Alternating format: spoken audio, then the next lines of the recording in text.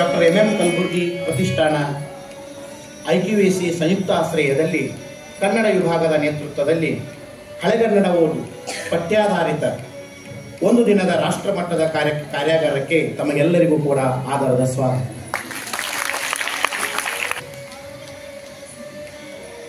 ಎಲ್ಲ ಅತಿಥಿ ಮಹೋದಯರನ್ನ ಸ್ವಾಗತಿಸಲಿದ್ದಾರೆ ಕುಮಾರಿ ಬೆಕ್ಕೇರಿ ಸರ್ ಅವರು. ಕರ್ನಾಟಕ ಸರ್ಕಾರದ ಡಾಕ್ಟರ್ ಎಂ ಕಲಬುರ್ಗಿ ರಾಷ್ಟ್ರೀಯ ಪ್ರತಿಷ್ಠಾನ ಧಾರವಾಡ ಹಾಗೂ ಸರ್ಕಾರಿ ಪ್ರಥಮ ದರ್ಜೆ ಮಹಿಳಾ ಕಾಲೇಜು ಧಾರವಾಡ ಇವರ ಸಂಯುಕ್ತ ಆಶ್ರಯದಲ್ಲಿ ಇವತ್ತು ಆಯೋಜನೆ ಮಾಡಿರುವ ಹಳೆಗನ್ನಡ ಓದು ಪಠ್ಯಾಧಾರಿತ ರಾಷ್ಟ್ರಮಟ್ಟದ ಕಾರ್ಯಾಗಾರಕ್ಕೆ ಆಗಮಿಸಿರುವ ತಮಗೆಲ್ಲರಿಗೂ ಕೂಡ ಟ್ರಸ್ಟ್ ಪರವಾಗಿ ಹೃತ್ಪೂರ್ವಕವಾದ ಸ್ವಾಗತವನ್ನು ಕೋರ್ತಾ ಇದ್ದೀನಿ. ಮಾನ್ಯರೇ, ತಮಗೆಲ್ಲ ಗೊತ್ತಿರೋ ಹಾಗೆ ಡಾಕ್ಟರ್ ಎಂ ಕಲಬುರ್ಗಿ ಅವರು ಕನ್ನಡ ಸಾಹಿತ್ಯದ ಮೇರು ವ್ಯಕ್ತಿತ್ವವನ್ನು ಹೊಂದಿದಂಥವರು. ಕನ್ನಡ ಸಂಶೋಧನೆ, ಶಾಸನ, ಹಸ್ತಪ್ರತಿ, ಹಳೆಗನ್ನಡ ಮುಂತಾದ ಸಂಶೋಧನಾ ಕ್ಷೇತ್ರದಲ್ಲಿ ತಮ್ಮದೇ ಆದಂಥ ಛಾಪನ್ನು ಮೂಡಿಸಿ ಒಂದು ಕನ್ನಡದ ಹೊಸ ಮಾರ್ಗವನ್ನು ಹುಟ್ಟು ಹಾಕಿದವರು. ಅವರ ನಿಧನದ ನಂತರ ಕರ್ನಾಟಕ ಸರ್ಕಾರ ಅವರ ಹೆಸರಿನಲ್ಲಿ ಒಂದು ಪ್ರತಿಷ್ಠಾನವನ್ನು ಸ್ಥಾಪನೆ ಮಾಡಿದೆ. ಆ ಮೂಲಕ ಕನ್ನಡ ಸಾಹಿತ್ಯ ಸಂಶೋಧನೆ, ಶಾಸನಶಾಸ್ತ್ರ, ಹಸ್ತಪ್ರತಿ ಶಾಸ್ತ್ರ ಈ ರೀತಿಯ ಮುಂತಾದ ಕ್ಷೇತ್ರಗಳನ್ನು ಮುಂದುವರಿಸುವ ನಿಟ್ಟಿನಲ್ಲಿ ಟ್ರಸ್ಟ್ ಕೆಲಸ ಮಾಡ್ತಾ ಇದೆ.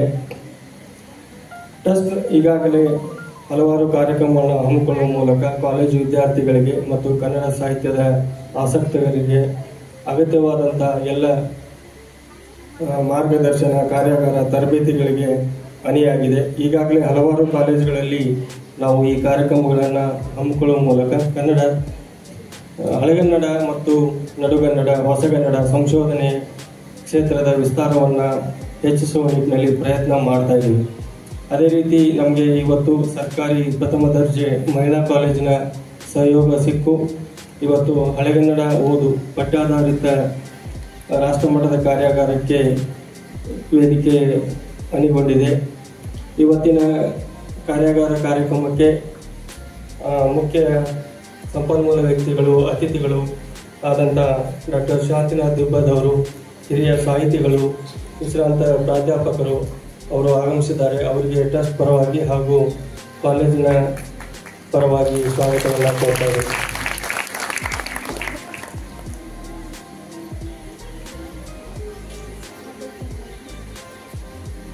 ಮತ್ತೋರ್ವ ಸಂಪನ್ಮೂಲ ವ್ಯಕ್ತಿಗಳು ನಮ್ಮ ಟ್ರಸ್ಟ್ನ ಸದಸ್ಯರು ಹಾಗೂ ಸಂಶೋಧಕರು ಆದಂಥ ಶ್ರೀಮತಿ ಹನುಮಾಕ್ಷಿ ಗೋಗಿ ಮೇಡಮ್ ಅವರು ವೇದಿಕೆ ಮೇಲೆ ಆಸೀನರಾಗಿದ್ದಾರೆ. ಅವ್ರಿಗೂ ಕೂಡ ಸ್ವಾಗತವನ್ನು ಕೋರ್ತಾ ಇದ್ದೇವೆ.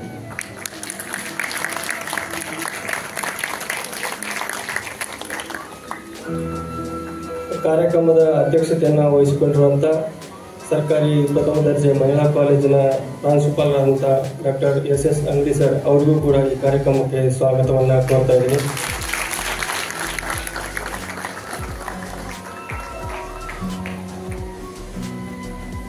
ನಮ್ಮ ಟ್ರಸ್ಟ್ನ ಸದಸ್ಯರು ಹಾಗೂ ಹಿರೇಮಲ್ಲೂರು ಈಶ್ವರನ್ ಕಾಲೇಜಿನ ಪ್ರಾಂಶುಪಾಲರಾದಂಥ ಶ್ರೀ ಶಶಿಧರ್ ತೋರ್ಕರ್ ಸರ್ ಅವರು ಪ್ರಾಸ್ತಾವಿಕ ನುಡಿಗಳನ್ನು ಆಡಲು ಆಗಮಿಸಿ ವೇದಿಕೆ ಮೇಲೆ ಆಸೀನರಾಗಿದ್ದಾರೆ. ಅವರಿಗೂ ಕೂಡ ಸ್ವಾಗತವನ್ನು ಕೋರ್ತಾ ಇದ್ದೇನೆ.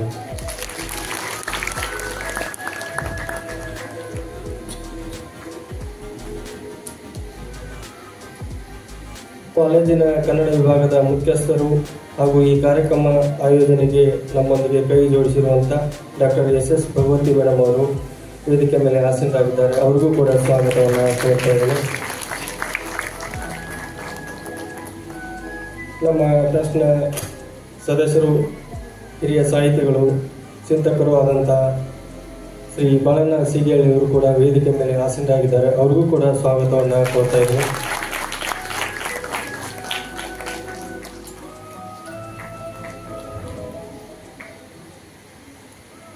ಕಾಲೇಜಿನ IQAC ಇದರ ಸಂಚಾಲಕರಾದಂಥ ಶ್ರೀ ವ್ಯಾಪಾರಿ ಮಧುಸೂದನ್ ಕೆ ಅವರು ಕೂಡ ವೇದಿಕೆ ಮೇಲೆ ಆಸೀನರಾಗಿದ್ದಾರೆ. ಅವರಿಗೂ ಕೂಡ ಈ ಕಾರ್ಯಕ್ರಮಕ್ಕೆ ಸ್ವಾಗತವನ್ನು ಕೋರ್ತಾ ಇದ್ದೇನೆ.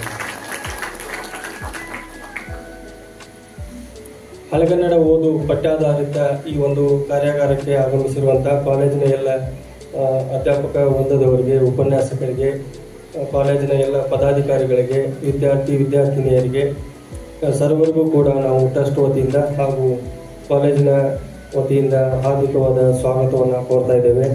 ಮತ್ತೊಮ್ಮೆ ಈ ಕಾರ್ಯಾಗಾರಕ್ಕೆ ಆಗಮಿಸಿರುವ ಎಲ್ಲರಿಗೂ ಕೂಡ ನಾವು ಸ್ವಾಗತವನ್ನು ಕೋರುತ್ತಾ, ಕಾರ್ಯಾಗಾರದ ಯಶಸ್ವಿಗೆ ತಮ್ಮೆಲ್ಲ ಸಹಕಾರವನ್ನು ಕೋರುತ್ತಾ ನನ್ನ ಸ್ವಾಗತ ಮಾತನ್ನು ಮುಗಿಸ್ತಾ ಇದ್ದೇನೆ. ವಂದನೆ.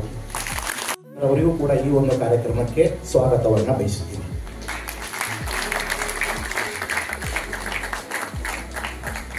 ಈ ಸ್ವಾಗತ ಭಾಷಣವನ್ನು ಮಾಡಿದಂಥ ಕುಮಾರ್ ಬೆಕ್ಕೇರಿ ಸರ್ ಅವರಿಗೆ ತುಂಬ ಹೃದಯದ ಧನ್ಯವಾದಗಳು. ಆತ್ಮೀಯರೇ, ಈಗ ಈ ಒಂದು ಕಾರ್ಯಕ್ರಮಕ್ಕೆ ಸಂಪನ್ಮೂಲ ವ್ಯಕ್ತಿಗಳನ್ನು ಸಭೆಗೆ ಪರಿಚಯಿಸಲಿದ್ದಾರೆ ಕನ್ನಡ ವಿಭಾಗದ ಮುಖ್ಯಸ್ಥರಾದ doctor Shrimati S Bhagavathi madam ಅವರು.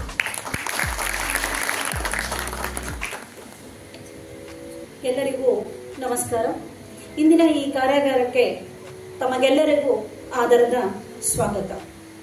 ಈ ಕಾರ್ಯಕ್ರಮದ ವೇದಿಕೆಯ ಮೇಲೆ ಆಸೀನರಾಗಿರ್ತಕ್ಕಂತಹ ಈ ಒಂದು ಕಾರ್ಯಾಗಾರವನ್ನ ಉದ್ದೇಶಿಸಿ ಪ್ರಾಸ್ತಾವಿಕ ಮಾತುಗಳನ್ನಾಡಲು ವೇದಿಕೆಯಲ್ಲಿ ಆಸೀನರಾಗಿರ್ತಕ್ಕಂತಹ ಶ್ರೀ ಶಶಿಧರ್ ತೋಡ್ಕರ್ ಸರ್ ಅವರನ್ನ ತಮಗೆಲ್ಲರಿಗೂ ಪರಿಚಯಿಸಲು ನನಗೆ ಹೆಮ್ಮೆ ಅನಿಸ್ತಾ ಇದೆ.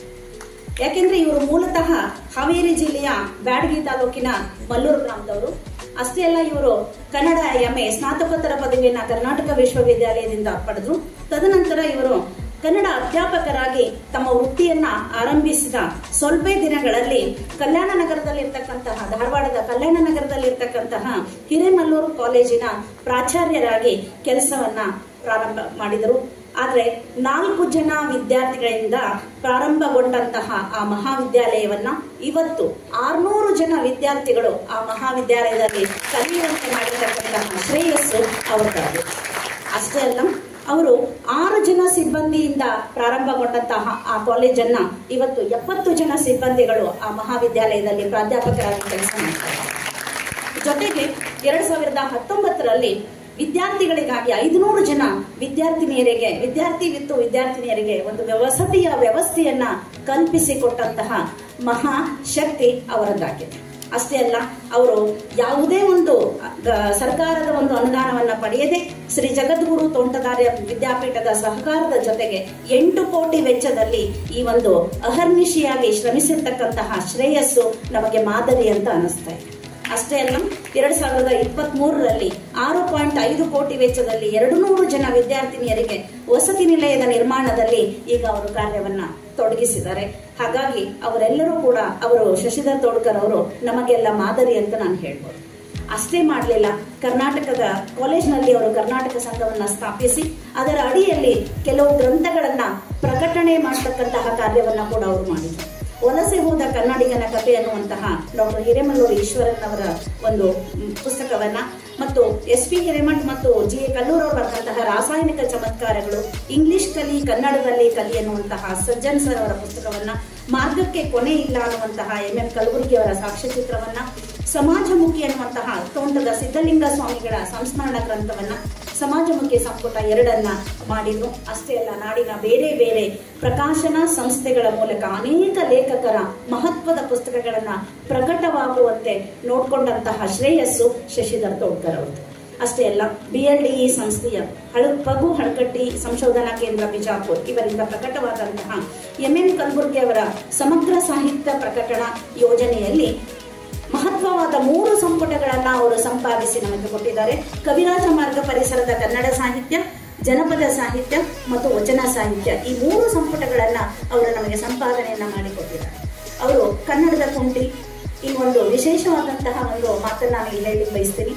ನಮ್ಮ ಮಹಾವಿದ್ಯಾಲಯದ ಕಾಲೇಜು ಅಭಿವೃದ್ಧಿ ಸಮಿತಿಯ ಅಧ್ಯಕ್ಷರಾಗಿರ್ತಕ್ಕಂತಹ ಶ್ರೀಯುತ ಅರವಿಂದ್ ಬೆಲ್ಲದ್ ಸರ್ ಅವರ ತಂದೆಯವರಾಗಿರ್ತಕ್ಕಂತಹ ಚಂದ್ರಕಾಂತ್ ಬೆಲ್ಲದವರ ಅಭಿನಂದನಾ ಗ್ರಂಥವನ್ನ, ಬೆಲ್ಲದ ಅಚ್ಚು ಅನ್ನುವಂತಹ ಅಭಿನಂದನಾ ಗ್ರಂಥವನ್ನ ಅವರು ಸಂಪಾದಿಸಿಕೊಟ್ಟಂತಹ ಶ್ರೇಯಸ್ಸು ಶಶಿಧರ್ ತೋಡ್ಕರ್ ಸರ್.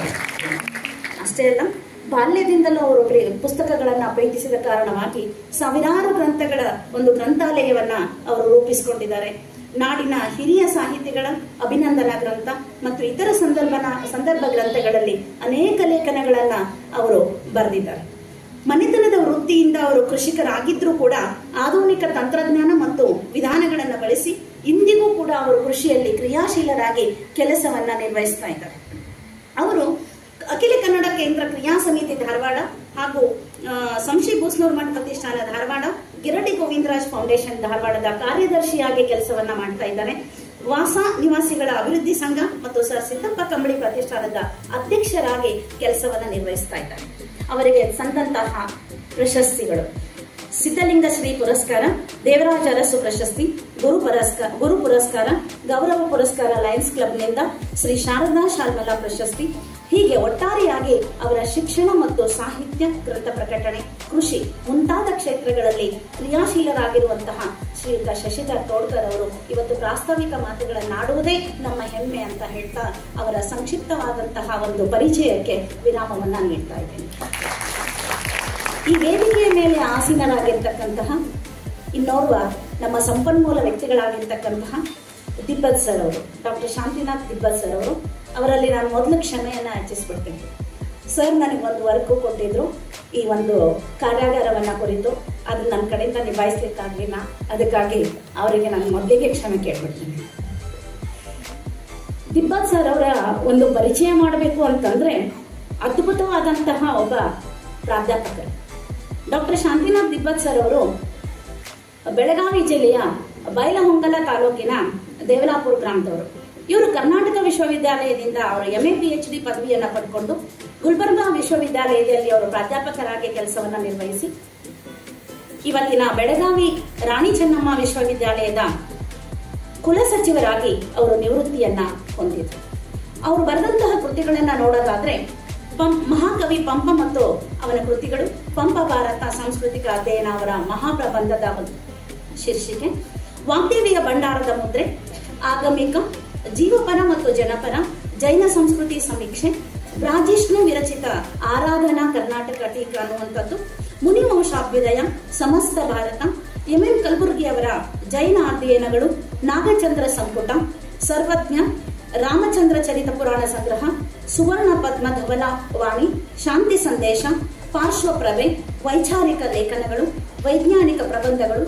ಇಷ್ಟೇ ಅಲ್ಲ, ಹಲವಾರು ಪ್ರಬಂಧಗಳನ್ನ ಅವರು ರಾಷ್ಟ್ರೀಯ ಅಂತಾರಾಷ್ಟ್ರೀಯ ಮಟ್ಟಗಳಲ್ಲಿ ಮಂಡಿಸಿರೋದನ್ನ ನಾವು ಗಮನಿಸಬಹುದು. ಇವರ ಮಾರ್ಗದರ್ಶನದಲ್ಲಿ 11 ಜನ ವಿದ್ಯಾರ್ಥಿಗಳು PhD ಪದವಿಯನ್ನ ಪಡ್ಕೊಂಡಿದ್ದಾರೆ. 15 ಜನ ವಿದ್ಯಾರ್ಥಿಗಳು MPhil ಪದವಿಯನ್ನ ಪಡ್ಕೊಂಡಿದ್ದಾರೆ.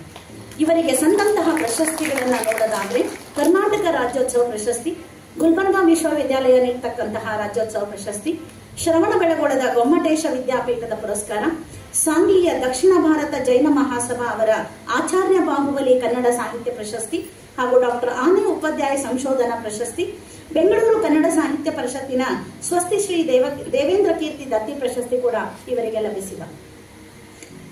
ಇವರ ಜವಾಬ್ದಾರಿಗಳನ್ನ ನಾನು ನೋಡೋದಾದ್ರೆ UPSC ಹಾಗೂ KPSC ಪರೀಕ್ಷೆಗಳ ಉತ್ತರ ಪತ್ರಿಕೆಗಳ ಮೌಲ್ಯಮಾಪನ ಕಾರ್ಯವನ್ನು ಕೂಡ ಇವರು ನಿರ್ವಹಿಸಿದ್ದಾರೆ. ಆ ಸದಸ್ಯ ಸಮಿತಿಯ ಒಂದು ವಿಷಯ ತಜ್ಞರಾಗಿ ಕೆಲಸವನ್ನ ನಿರ್ವಹಿಸಿದ್ದಾರೆ.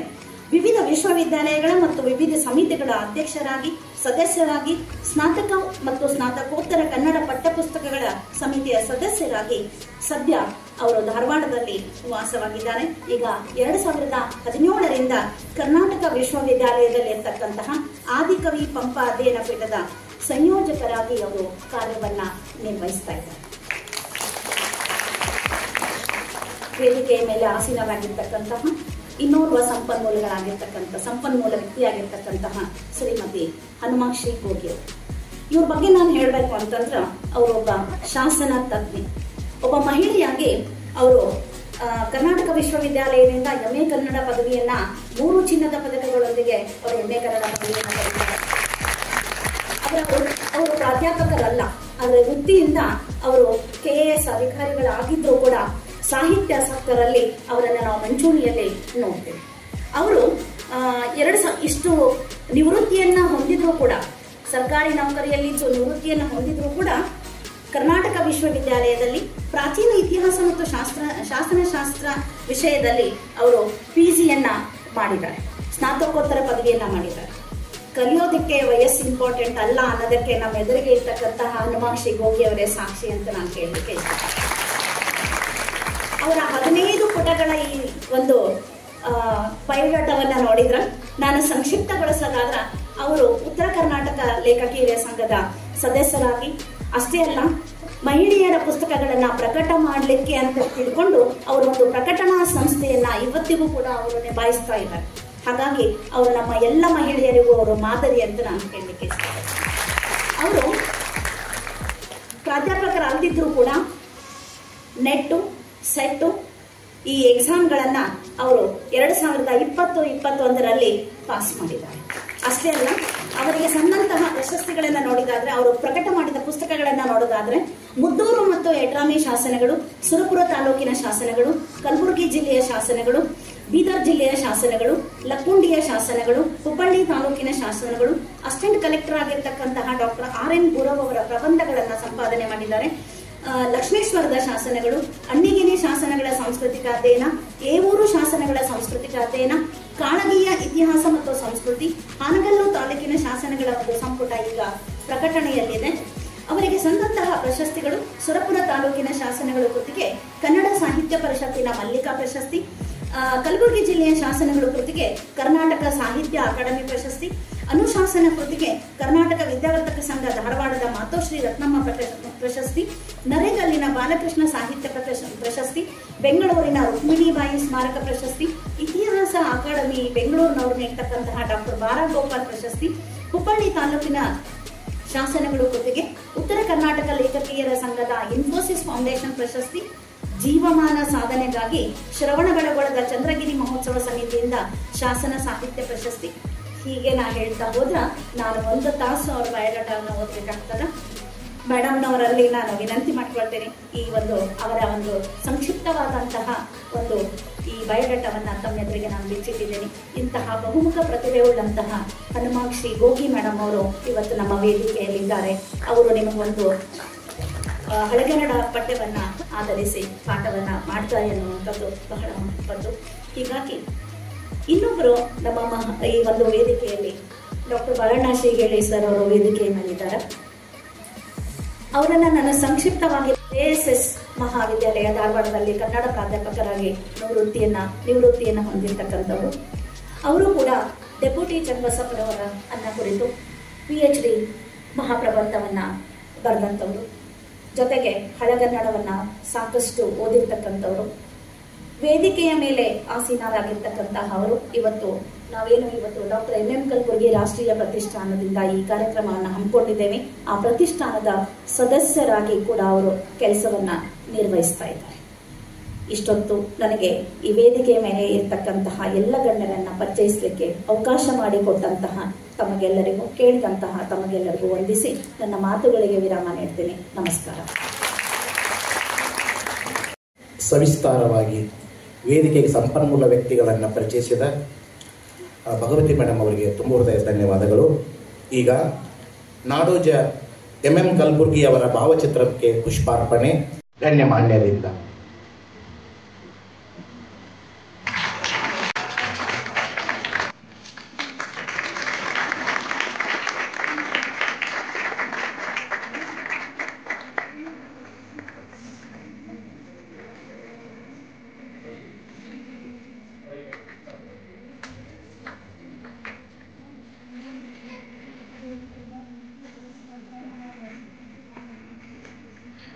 ಈಗ ದೀಪ ಬೆಳಗುವುದರೊಂದಿಗೆ ಎಲ್ಲ ಅತಿಥಿ ಮಹೋದಯರು ಉದ್ಘಾಟನೆಯನ್ನ ಮಾಡಬೇಕು ಅಂತ ಅವರಲ್ಲಿ ಕೇಳ್ಕೊಳ್ತೀನಿ.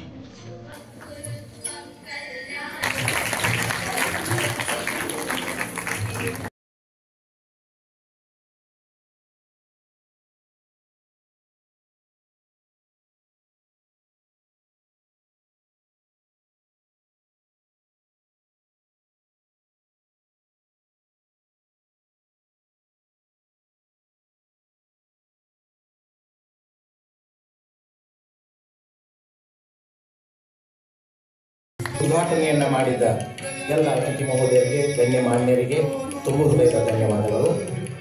ಈಗ ಈ ಸಭೆಯ ಕುರಿತು ಪ್ರಾಸ್ತಾವಿಕ ಮಾತುಗಳನ್ನು ಆಡಲಿದ್ದಾರೆ ಶ್ರೀ ಶಶಿಧರ್ ತೋಡ್ಕರ್ ಸರ್, ಸದಸ್ಯರು, ಡಾಕ್ಟರ್ MM ಕಲಬುರ್ಗಿ ರಾಷ್ಟ್ರೀಯ ಪ್ರತಿಷ್ಠಾನ, ಧಾರವಾಡ.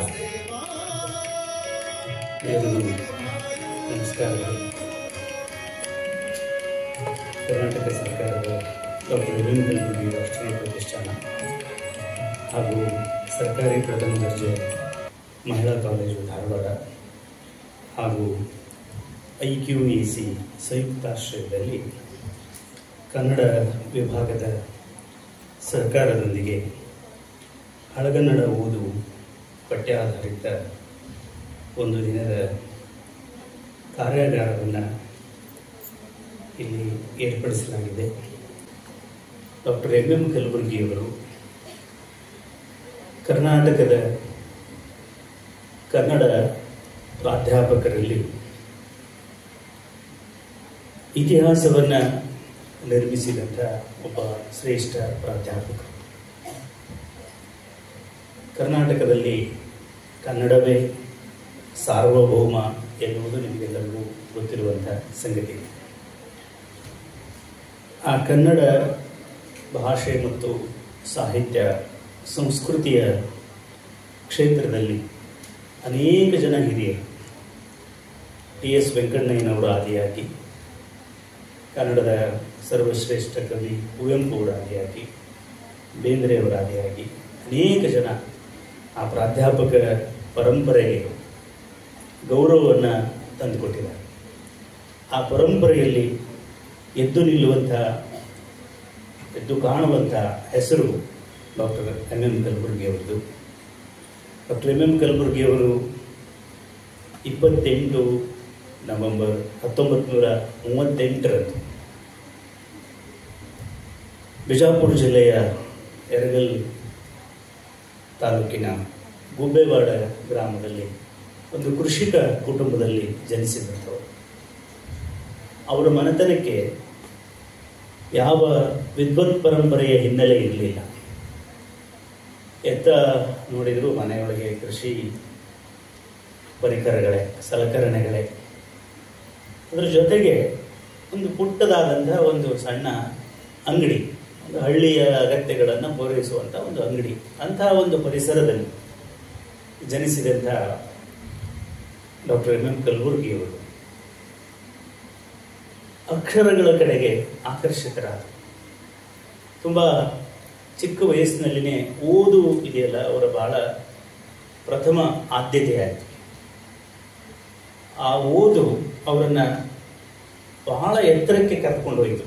ಇಲ್ಲಿರೋ ವಿದ್ಯಾರ್ಥಿಗಳು ಈ ಮಾತುಗಳನ್ನು ಗಮನ ಇಟ್ಟು ಕೇಳ್ತೀರಿ ಅಂತ ನಾನು ಭಾವಿಸ್ತೇನೆ. ಯಾಕಂದರೆ ಓದು ಅನ್ನೋದು ಇದೆಯಲ್ಲ, ಅದು ಒಬ್ಬ ವ್ಯಕ್ತಿಯನ್ನು ಎಷ್ಟು ಎತ್ತರಕ್ಕೆ ಬೆಳೆಸಬಹುದು ಅನ್ನೋದನ್ನು ನಾವ್ಯಾರು ಕಲ್ಪನೆ ಮಾಡಲಿಕ್ಕೆ ಸಾಧ್ಯ ಇಲ್ಲ. ಅದೊಂದು ಕಲ್ಪನಾತೀತವಾದಂಥ ಸಂಗತಿ. ಆ ಕಾರಣದಿಂದ ಬಾಲ್ಯದಿಂದಲೇ ಓದಿನ ಕಡೆಗೆ ಆಕರ್ಷಿತರಾದಂಥವರು ನಮ್ಮ ಪೂಜ್ಯ ಗುರುಗಳಾದಂಥ ಡಾಕ್ಟರ್ MM ಕಲಬುರ್ಗಿಯವರು.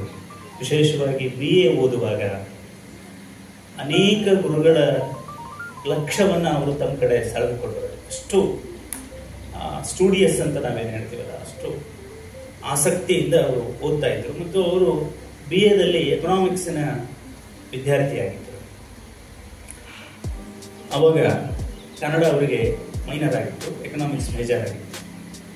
ಆದರೆ ಮುಂದೆ ಕರ್ನಾಟಕ ವಿಶ್ವವಿದ್ಯಾಲಯಕ್ಕೆ ಬಂದು ಆ ಕಾಲದಲ್ಲಿ ಬಹಳ ಪ್ರಸಿದ್ಧರಾದಂಥ ಡಾಕ್ಟರ್ RC ಹಿರೇಮಠ ಅವರ ಶಿಷ್ಯತ್ವವನ್ನು ಸ್ವೀಕಾರ ಮಾಡಿ ಅವರ ಪ್ರೀತಿ ವಾತ್ಸಲ್ಯ ಮತ್ತು ಆ ವಿಭಾಗದ ಎಲ್ಲ ಆ ಕಾಲದ ಪ್ರಾಧ್ಯಾಪಕರು ಅವರೆಲ್ಲರ ಪ್ರೀತಿ ವಾತ್ಸಲ್ಯಕ್ಕೆ ಅವರು ಕಾರಣರಾಗಿ MAದಲ್ಲಿ ಪ್ರಶಸ್ತಿ ಸಹಿತ ಪ್ರಥಮ ವರ್ಗವನ್ನು ಅವರು ಸಂಪಾದನೆ ಮಾಡಿದರು. ಮುಂದೆ ಅವರ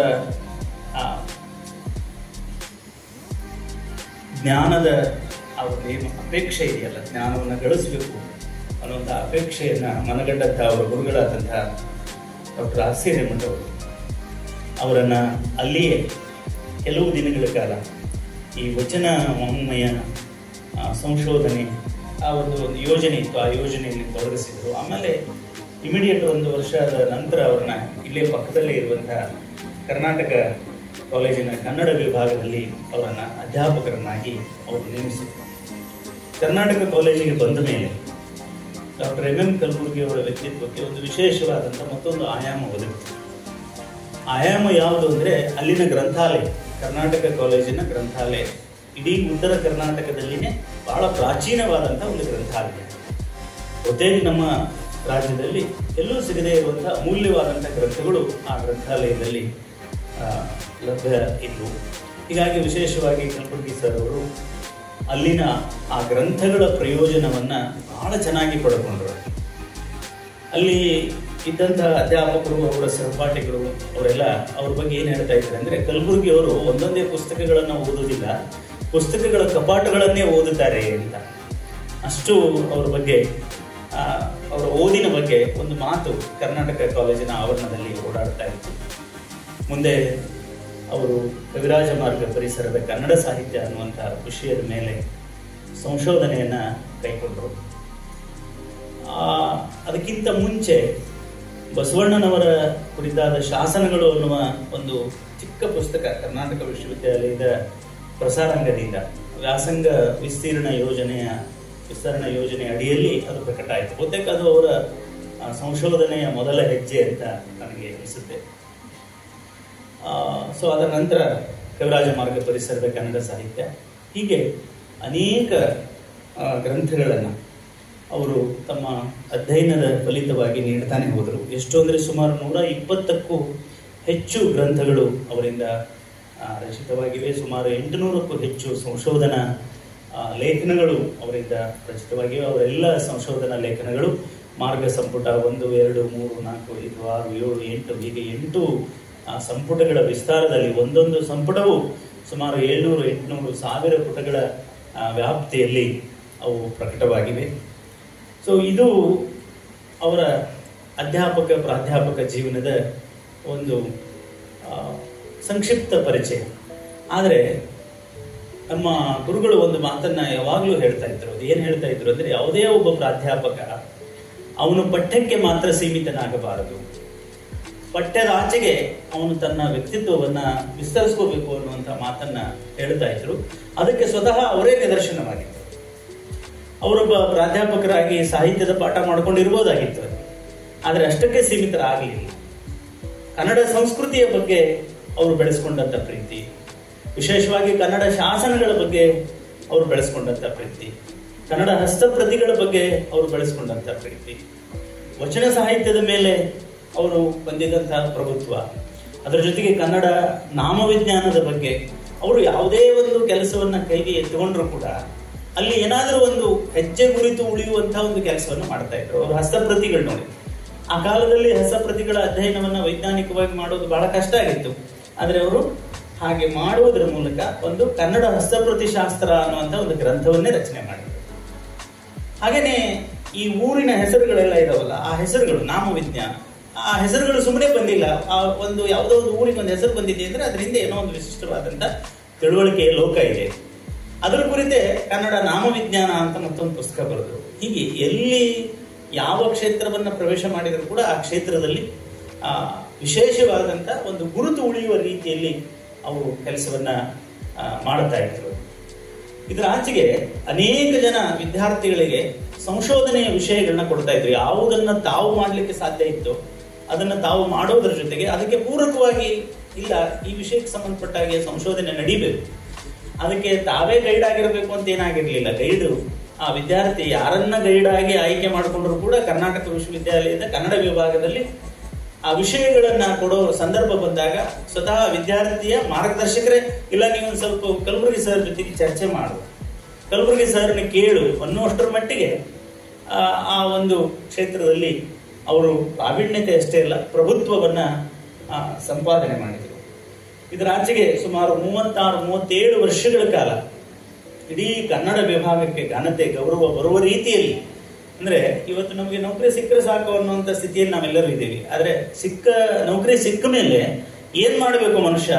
ಒಂದು ವಿಭಾಗಕ್ಕೆ ಹೋದ್ರೆ ಆ ವಿಭಾಗದ ಗೌರವ ಹೆಚ್ಚುವ ರೀತಿಯಲ್ಲಿ ಏನ್ ಮಾಡಬೇಕು, ಒಂದು ವಿಶ್ವವಿದ್ಯಾಲಯಕ್ಕೆ ಹೋದ್ರೆ ಆ ವಿಶ್ವವಿದ್ಯಾಲಯ ಗೌರವ ಹೆಚ್ಚುವ ರೀತಿಯಲ್ಲಿ ಏನ್ ಮಾಡಬೇಕು ನೋಡಿ. ಒಬ್ಬ ವಿಭಾಗದ ಮುಖ್ಯಸ್ಥನಾಗಿ ಅವ್ರು ಮಾಡಿದಂತ ಕೆಲಸ, ವಿಶ್ವವಿದ್ಯಾಲಯದ ಪ್ರಾಧ್ಯಾಪಕನಾಗಿ ಮಾಡಿದಂತ ಕೆಲಸ ಇದೆಯಲ್ಲ, ಎಷ್ಟೋ ಪ್ರಶಸ್ತಿಗಳು ಅವರನ್ನ ಹುಡುಕಿಕೊಂಡು ಬಂದು ಒಂದು ವಿಶ್ವವಿದ್ಯಾಲಯದಲ್ಲಿ ಒಂದು ವಿಭಾಗದಲ್ಲಿ ಕೆಲಸ ಮಾಡುವಂತ ಪ್ರಾಧ್ಯಾಪಕನಿಗೆ ಪಂಪ ಪ್ರಶಸ್ತಿ ಬರುತ್ತೆ ಅಂದ್ರೆ ಆ ವಿಶ್ವವಿದ್ಯಾಲಯದ ಗೌರವ ಎಷ್ಟು ಹೆಚ್ಚಾಗಬಾರ್ದು, ಆ ವಿಭಾಗದ ಗೌರವ ಎಷ್ಟು ಹೆಚ್ಚಾಗಬಾರ್ದು. ಆ ರೀತಿಯಲ್ಲಿ ನನ್ನ ತಿಳುವಳಿಕೆಯ ಮಟ್ಟಿಗೆ ಒಂದು 24 ಗಂಟೆ ಎಲ್ಲರಿಗೂ ಇರೋದು. ಆದ್ರೆ 24 ಗಂಟೆಯಲ್ಲಿ ಸುಮಾರು 20 ರಿಂದ 22 ತಾಸು ಅವರು ಅಧ್ಯಯನ ಮಾಡ್ತಾ ಇದ್ರು. ಇವತ್ತು ವಿದ್ಯಾರ್ಥಿಗಳು ಇದನ್ನ ಹೇಳಿದ್ರೆ ನಂಬಲಿಕ್ಕಿಲ್ಲ. 20 ರಿಂದ 22 ತಾಸು ಯಾವಾಗ್ಲೂ ಫೋನ್ಗಳು ಬರ್ತಾನೆ ಇರ್ತಿತ್ತು, ಜನನು ಬರ್ತಾನೆ ಇರ್ತಿದ್ರು. ಆಮೇಲೆ ಅವ್ರ ಕೈ ಬರಿತಾನೆ ಇರ್ತಿತ್ತು. ಮತ್ತೆ ಇನ್ಯಾರೋ ಪುಸ್ತಕ ಬರ್ಕೊಂಡು ಬಂದು ಸರ್ ಇದನ್ನ ನೋಡ್ಕೊಡ್ರಿ ಅಂತ ಹೇಳ್ತಾ ಇದ್ರು. ಸೊ ಅದನ್ನು ಕೂಡ ಬೆಳಗರಿಯೋದ್ರೊಳಗೇನೆ ಒಂದು 300, 400, 500 ಪುಟದ ಪುಸ್ತಕ ಅವ್ರ ಹತ್ರ ನಾವು ಕೊಟ್ಟು ಬಂದ್ರೆ ಬೆಳಗರಿಯೋದ್ರೊಳಗಾಗಿನೇ ನಿಮ್ ಪುಸ್ತಕ ನೋಡಿಟ್ಟಿದ್ದೀನಿ, ತಗೊಂಡು ಹೋಗಿ ಇದನ್ನ. ಮತ್ ನೋಡಿಟ್ಟಿದ್ದೀನಿ ಅಂದ್ರೆ ಸುಮ್ಮನೆ ನೋಡಿಡೋದಲ್ಲ, ಅದರ ಪ್ರತಿ ಪುಟದಲ್ಲಿ ಅವರ ಅಕ್ಷರಗಳು ಇರ್ತಾ ಇದ್ವು ಅಲ್ಲಿ, ಪ್ರತಿ ಲೈನಿನ ಕೆಳಗಡೆ ಅವರ ತಿದ್ದುಪಡಿಗಳು ಇರ್ತಾ ಇದ್ವು ಅಲ್ಲಿ. ಅಷ್ಟರ ಮಟ್ಟಿಗೆ ಅವರ ಓದಿನ ತೀವ್ರತೆ ಇದೆಯಲ್ಲ, ಹೆಂಗ ಓದ್ಬೇಕು. ನಾವೆಲ್ಲ ಲೈನ್ ಬೈ ಲೈನ್ ಓದ್ತೀವಿ, ಅವ್ರು ಪೇಜಿಗೆ ಪೇಜೆ ಓದ್ತಿದ್ರೇನೋ ಅಂತ ಅನ್ಸುತ್ತೆ ನನಗೆ, ಇಡೀ ಪೇಜಿಗೆ ಪೇಜೆ ಓದಿದ್ರೇನೋ ಅಂತ. ಆ ರೀತಿಯಲ್ಲಿ ಅವರ ಓದುವಿಕೆ ಇತ್ತು.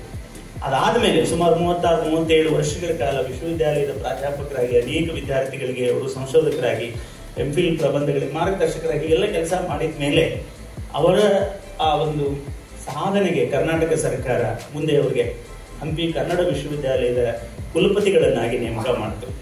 ಹಂಪಿ ಕನ್ನಡ ವಿಶ್ವವಿದ್ಯಾಲಯದ ಕುಲಪತಿಗಳಾಗಿ ಅವರು ಹೋದ ಮೇಲೆ ಹೊಲದ ತುಂಬಾ ಹೊಸ ಬೆಳೆ ಅಂತ ಅವ್ರದೊಂದು ಸ್ಲೋಗನ್ ಏನು ಅಂದ್ರೆ, ಹೊಲದ ತುಂಬಾ ಹೊಸ ಬೆಳೆ. ಅಲ್ಲಿ ಎಷ್ಟು ಜನ ಪ್ರಾಧ್ಯಾಪಕರಿದ್ದಾರೆ, ಅಧ್ಯಾಪಕರಿದ್ದಾರೆ, ಅವರೆಲ್ಲರೂ ಕೆಲಸ ಮಾಡ್ಲೇಬೇಕು. ಅವ್ರಿಗೆ ಒಂದು ವೈಯಕ್ತಿಕ ಯೋಜನೆ ಮತ್ತೆ ಅವ್ರಿಗೆ ಒಂದು ಸಾಂಸ್ಥಿಕ ಯೋಜನೆ.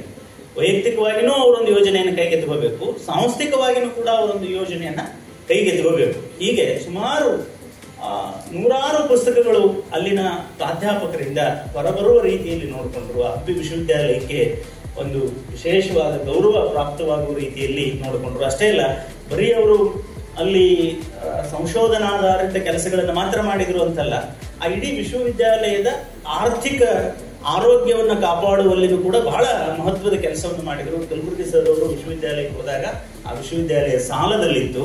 ಅವರು ಅಲ್ಲಿಂದ ಹೊರಗೆ ಬರುವಾಗ 2 ಕೋಟಿ ರೂಪಾಯಿಗಳನ್ನ ವಿಶ್ವವಿದ್ಯಾಲಯದ ಖಾತೆಯಲ್ಲಿ ಡಿಪಾಸಿಟ್ ಮಾಡಿ ಅವರು ಅದೇ ಸಂದರ್ಭದಲ್ಲಿ ಹೇಳಿದಂತ ಒಂದು ಮಾತು, ಯಾವಾಗಲೂ ಹಣವನ್ನ ನೀರಿನಂತೆ ಗಳಿಸಬೇಕು, ತುಪ್ಪದಂತೆ ಬಳಸಬೇಕು ಅಂತ. ಅಂದ್ರೆ ವಿದ್ಯಾರ್ಥಿಗಳಿಗೆ ಮಾತನ್ನು ಕೇಳಬೇಕು. ಹಾಗೆ ಹಣವನ್ನ ನೀರಿನಂತೆ ಗಳಿಸಬೇಕು, ತುಪ್ಪದಂತೆ ತೀರ್ಥದಂತೆ ಬಳಸಬೇಕು ಅಂತ.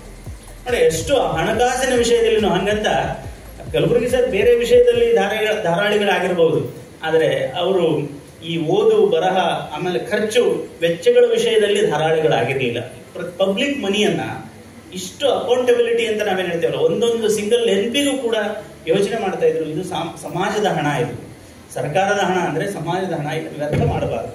ಬಹಳ ಇದನ್ನ ನಾವು ಎಚ್ಚರಿಕೆಯಿಂದ ಜವಾಬ್ದಾರಿಯಿಂದ ನಾವು ಖರ್ಚು ಮಾಡಬೇಕು ಅನ್ನುವಂಥ ಒಂದು ಮನೋಭಾವ ಅವ್ರದ್ದಾಗಿತ್ತು.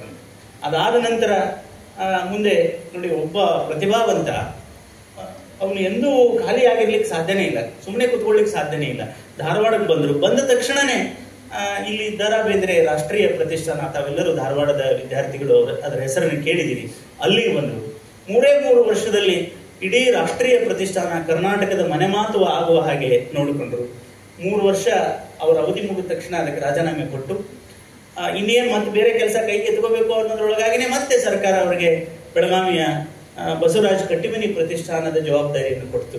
ಆ 3 ವರ್ಷದ ಅವಧಿಯಲ್ಲಿ ಬಸವರಾಜ ಕಟ್ಟಿಮನಿಯವರ ಸಮಗ್ರ ಕೃತಿಗಳ ಪ್ರಕಟಣಾ ಕೆಲಸವನ್ನ ನಿರ್ವಹಣೆ ಮಾಡಿದರು. ಇದರ ಜೊತೆಗೆ ಕೋಗು ಒಳಕಟ್ಟಿಯವರ ಸಮಗ್ರ ಕೃತಿಗಳು ಸುಮಾರು 15-16 ಸಂಪುಟಗಳ ಸಮಗ್ರ ಕೃತಿಗಳ ಪ್ರಕಟಣೆಯನ್ನ ನೋಡಿಕೊಂಡ್ರು. ಹಂಪಿ ವಿಶ್ವವಿದ್ಯಾಲಯದಲ್ಲಂತೂ ಸರಿನೇ ಸರಿ ಅನೇಕ ಕೃತಿಗಳು ಪ್ರಕಟ ಆಗುವ ಹಾಗೆ ನೋಡಿಕೊಂಡ್ರು. ವಿಶೇಷವಾಗಿ ಅಲ್ಲಿ ಈ ಜೈನ ಮಹಾಕಾವ್ಯಗಳು ಏನಿದ್ವಲ್ಲ, ಎಲ್ಲ ಸಮಗ್ರ ಕಾವ್ಯಗಳು ಬರುವ ರೀತಿಯಲ್ಲಿ ಅದಕ್ಕೆ ಏನು ಯೋಚನೆ ಮಾಡಬೇಕು ಅದನ್ನೆಲ್ಲ ಅವರು ಮಾಡಿದರು.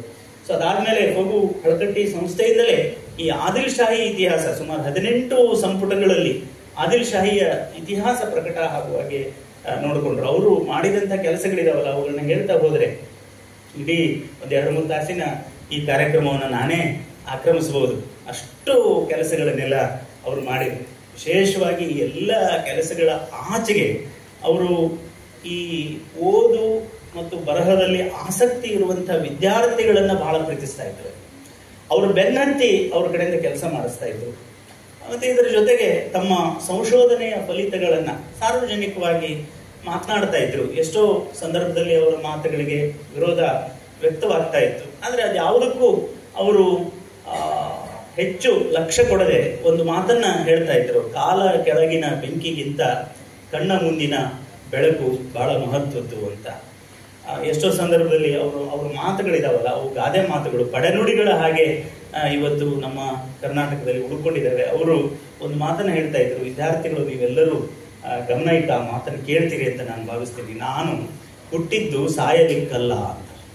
ನಿಮ್ಗೆಲ್ಲರಿಗೂ ಗೊತ್ತು, ಹುಟ್ಟಿದವರೆಲ್ಲ ಸಾಯಲೇಬೇಕು. ಆದ್ರೆ ಅವ್ರು ಹೇಳ್ತಾ ಇದ್ರು, ನಾನು ಹುಟ್ಟಿದ್ದು ಸಾಯಲಿಕ್ಕಲ್ಲ, ಸೂರ್ಯ ಚಂದ್ರರ ಕೂಡ ಬದುಕಲಿಕ್ಕೆ ಅಂತ. ನೋಡಿ, ಒಬ್ಬ ಮನುಷ್ಯನಿಗೆ ಕನಸಿದ್ರೆ ಎಂಥ ಕನಸಿರ್ಬೇಕು, ಒಬ್ಬ ಮನುಷ್ಯ ಸಾಧನೆಯನ್ನು ಮಾಡಿದ್ರೆ ಎಂಥ ಸಾಧನೆಯನ್ನ ಮಾಡಬೇಕು, ಸೂರ್ಯ ಚಂದ್ರರು ಇರುವವರೆಗೂ ಬದುಕುವಂತ ಒಂದು ಸಾಧನೆಯನ್ನ ಮಾಡಬೇಕು ಅನ್ನುವಂಥ ಒಂದು ಆ ಹಂಬಲ ಇದೆಯಲ್ಲ, ಸಂಕಲ್ಪ ಇದೆಯಲ್ಲ, ಅದು ವಿದ್ಯಾರ್ಥಿ ದೆಸೆಯಲ್ಲಿನೇ ನಮ್ಮೆಲ್ಲರ ಮನಸ್ಸಿನೊಳಗೆ ಅಂಥದ್ದೊಂದು ಆ ಸಂಕಲ್ಪ ಹರಡುಗೊಟ್ಟಿದ್ರೆ ನಮ್ಮಿಂದ ಏನು ಸಾಧನೆ ಆಗಬಾರದು ಅನ್ನೋದಿದೆಯಲ್ಲ, ಅದನ್ನ ಕಲ್ಪನೆ ಮಾಡ್ಲಿಕ್ಕೆ ನಾವು ಸಾಧ್ಯ ಇಲ್ಲ.